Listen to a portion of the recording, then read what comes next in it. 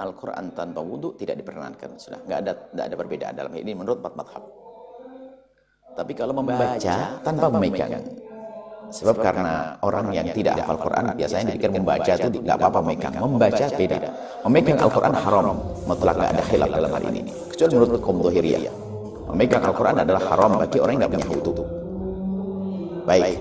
Ada pun membacanya tentu bahkan sampai berlipat-lipat, sampai dikatakan 10 kali lipat. Anda membaca sekali menjadi 10 kali. Tapi tetap utama membaca Al-Quran. Membaca Al-Quran istimewa, biarpun makanya Al-Quran bisa Anda baca dalam keadaan Anda tidak punya wudhu. Wudhu ya, Anda tidak punya wudhu. Tapi kalau Anda junub, Anda harus mandi.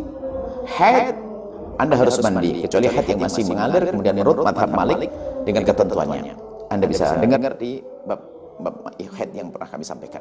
Intinya kalau Anda tidak punya wudhu, Anda boleh membaca Al-Quran, tentunya pahalanya tidak seperti di saat Anda dalam wudhu. Sampai dikatakan 10 kali lipat. 10 kali lipat. Nah ini adalah berbeda sekali. Maka dihimbau siapapun dari kita ingin baca Al-Quran adalah dengan wudhu. Tapi di saat Anda tidak bisa wudhu bukan berarti tidak baca Al-Quran. Jangan sampai nanti aja wudhu, malah nggak baca Al-Quran. Baca Al-Quran dapat keutamaan. Full pahalanya, nggak ada kurang dari pahala Al-Quran. Baik, ada pun mengqadha sholat wajib karena Anda meninggalkan sholat di saat sudah balik. Anda meninggalkan sholat wajib. Ada pun tidak bisa mengira-ngira, nggak ada yang tidak bisa ngira-ngira. Hari terbatas kok, setahun hanya 360 hari. Berapa tahun Anda tidak sholat? Tinggal dikira-kira saja. Kira-kira itu bukan persis. Kalau persis itu nggak bisa Anda kira-kira. Mustahil nggak bisa ngira-ngira. Umur Anda kan bisa dihitung. Umur Anda 40 tahun, Anda balik mau 15. Berarti berapa? 14 sama 15 menjadi berarti 25 tahun. 25 tahun Anda tidak sholat. Ya berarti 25 tahun bisa dikira-kira. Jadi jangan Anda mengkontok kecuali Anda kira-kira dulu. Oh saya tidak sholat 25 tahun, saya tidak ngerti, saya tobat baru umur 40 tahun. Karena 40 tahun saya baru tobat, saya banyak meninggalkan sholat. Ada 1-2 sholat itu pun tidak jelas. Anda bisa kira-kira. Atau kalau sholat subuh saya tertib dulu ya, berarti subuhnya saja nggak usah dihitung. Lalu bagaimana mengqadha'nya? Mengqadha'nya ya harus qadha semuanya. Cuma untuk mempermudah Anda dalam mengqadha', jadi saat Anda sholat lagi. Nanti 25 tahun ke depan sudah beres utang Anda. Habis sholat subuh lagi. Atau sebelum sholat subuh. Habis sholat duhur lagi. Atau sebelum sholat duhur duluan.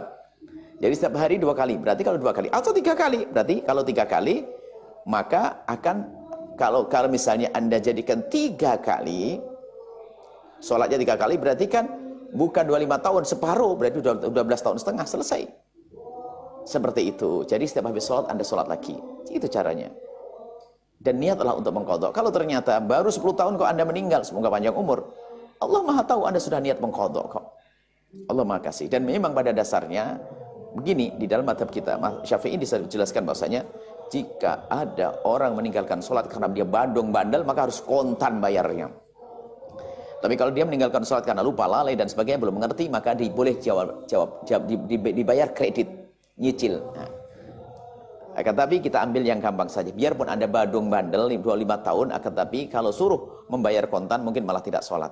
Ini bukan Anda. Jika ada orang meninggalkan sholat 25 tahun dalam keadaan bandel karena menentang, tidak mau sholat, sengaja, dia dosa. Dan semestinya dia harus diqadha' kontan. Cuman kalau kita suruh qadha' kontan, yang lain bisa main, dia harus melakukan sholat, mungkin malah keluar lagi, bandung lagi.